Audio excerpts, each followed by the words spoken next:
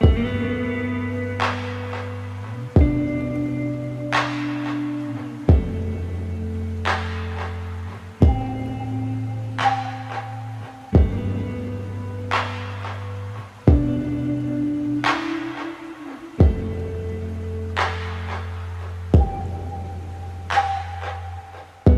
lonely mother gazing out of her window, staring at a son that she just can't touch.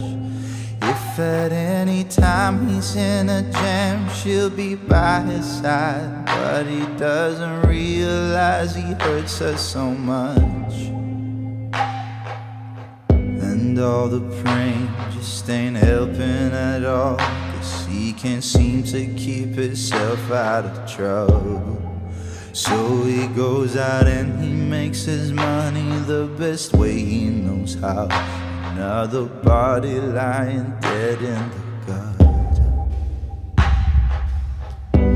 Little Precious has a natural obsession with temptation, but he just can't see.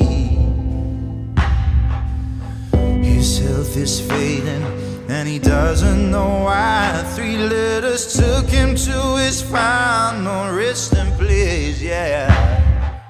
Don't go chasing waterfalls, please stick to the rivers and the lakes that you're used to.